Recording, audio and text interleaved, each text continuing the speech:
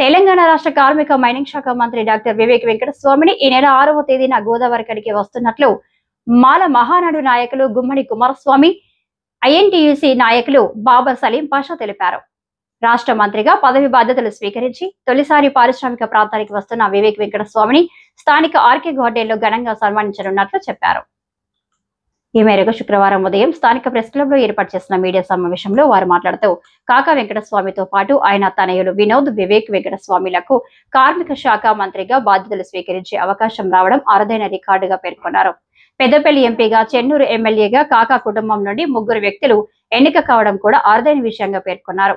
BIFR బారిన పడిన సింగరేణికి మారిటోరియం ఇప్పించి కాపాడడంతో పాటు కార్మిక రంగానికి ఎనలేని సేవలు అందించిన కాకా వెంకటస్వామికి భారతరత్న ఇవ్వాలని కేంద్ర ప్రభుత్వానికి విజ్ఞప్తి చేశారు. మూసివేతకు గురైన FCIను పునరుద్ధరించడంలో కాక ఆయన తనయుడు వివేక్ వెంకటస్వామి ప్రధాన భూమికను పోషించారని చెప్పారు. వివేక్ వెంకటస్వామి కృషి ఫలితంగానే NTPC తెలంగాణ ప్రాజెక్టు రామగుండంకు మంజూరు అయిందని తెలిపారు. ఈ ప్రాంతానికి ఎనలేని సేవలు అందించిన వివేక్ వెంకటస్వామి ఈ నెల 6వ తేదీన మధ్యాహ్నం 3 గంటలకు గోదావరి కడికి చేరుకోనున్నట్లు చెప్పారు. మున్సిపల్ టీ జంక్షన్ వద్ద అంబేద్కర్ విగ్రహానికి పూలమాలలు వేసి అనంతరం వివేక్ వెంకటస్వామి ప్రదర్శనగా ఆర్కే గార్డెన్ కు చేరుకుంటారని, ఆ తర్వాత సన్మాన కార్యక్రమం కొనసాగుతుందని తెలిపారు. రాజకీయాలకు అతీతంగా ఈ కార్యక్రమానికి కార్మిక సంఘాలు, కార్మికులు, అభిమానులు అధిక సంఖ్యలో హాజరై విజయవంతం చేయాలని కోరారు. మాజీ పార్లమెంట్ సభ్యులు డాక్టర్ వివేకానంద గారు ఈరోజు రేవంత్ రెడ్డి గారి ప్రభుత్వంలో కార్మిక శాఖ, మైనింగ్ శాఖ మంత్రులుగా నియమితులై ఈ ప్రాంతానికి వస్తున్నటువంటి సందర్భంగా వారికి ప్రజా సంఘాలు, కార్మిక సంఘాలు, రాజకీయాలకు అతీతంగా ఈ ప్రజాప్రభుత్వం పనిచేస్తుంది. ఈ ప్రజాప్రభుత్వంలో మరి మన పారిశ్రామిక ప్రాంతమైనటువంటి మన కోల్ బెల్ట్కు సంబంధించి మరి కార్మిక శాఖ మంత్రిగా నియమితులు కావడం కార్మికుల అందరికీ కూడా సంతోషదాయకమైన విషయం. ఎందుకంటే వారు 3 తరాలుగా పెద్దలు గౌరవనీయులు స్వర్గీయ వెంకటస్వామి గారు కూడా కార్మిక శాఖ మంత్రిగా, వారి ప్రథమ కుమారుడు వినోద్ గారు కూడా కార్మిక శాఖ మంత్రిగా, అదేవిధంగా ఈరోజు డాక్టర్ వివేక్ వెంకటస్వామి గారు మరి కార్మిక శాఖను నిర్వహించడం, ఒకే కుటుంబం నుంచి 3 కూడా నిర్వహించడం చాలా అరుదైన రికార్డు రాష్ట్రంలో. మరి అటువంటి సందర్భంలో ఈరోజు కార్మికులు వారిపైన ఆశలు పెట్టుకున్నారు. ఈ కార్మిక సమస్యలు, కాంట్రాక్ట్ కార్మికులు అయితేనేమి, సింగరేణిలో అపరిచిత ఉన్నటువంటి సమస్యలు, ముఖ్యంగా డిపెండెంట్ సమస్య కానివ్వండి, దాని గురించి వారు నిరంతరం కూడా బట్టి విక్రమార్క గారితో, ముఖ్యమంత్రి గారితో, సింగరేణి CNMతో చర్చలు చేస్తున్నారు మార్పుల విషయంపై. అదేవిధంగా ఈ 1 నెల 15 రోజులలో దానికి ఒక పరిష్కార మార్గం కనుగొనే విధంగా వారు కార్యాచరణ తీసుకున్నారు వివేక్ వెంకటస్వామి గారు.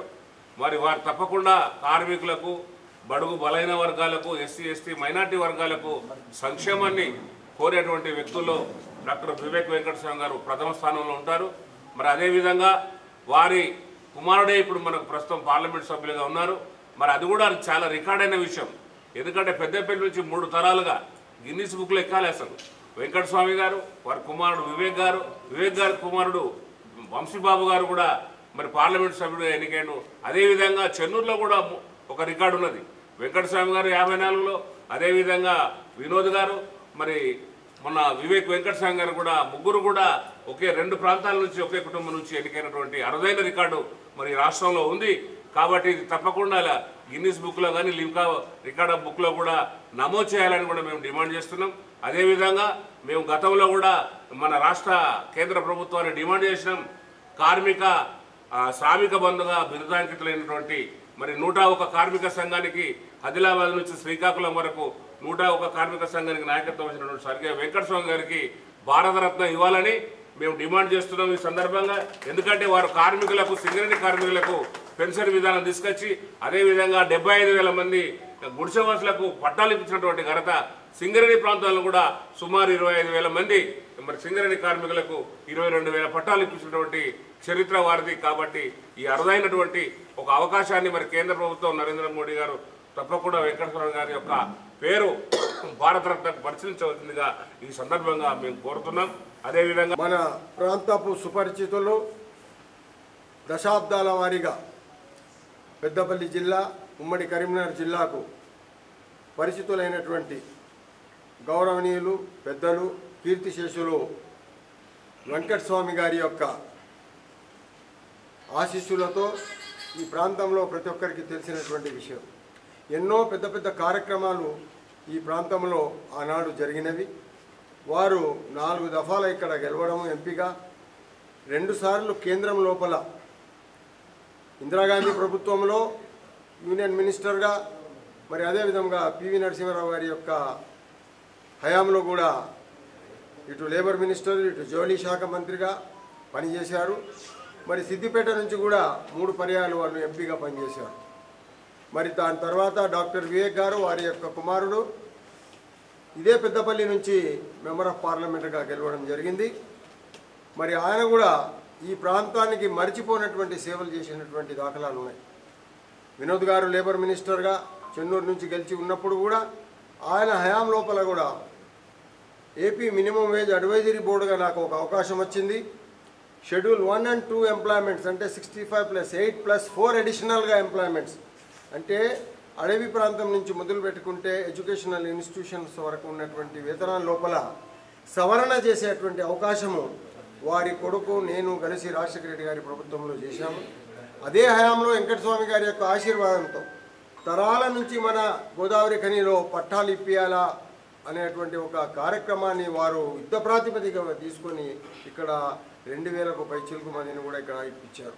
బిఎఫ్ఐఆర్లో ఆ దినం సింగరేణి వెళ్ళిపోతుందని చెప్పేసి భయభ్రాంతులు కార్మికులు గురైనప్పుడు ఎన్టీపీసీ నుంచి 400 కోట్ల రూపాయలు అప్పటిదప్పుడు రుణం తీసుకొని బిఎఫ్ఐఆర్ నుంచి కాపాడితే ఈరోజు మనం అందరం కూడా హ్యాపీగా మనం ఉండగలుగుతున్నాం అనేటువంటిది కూడా మర్చిపోయినటువంటి సంఘటన.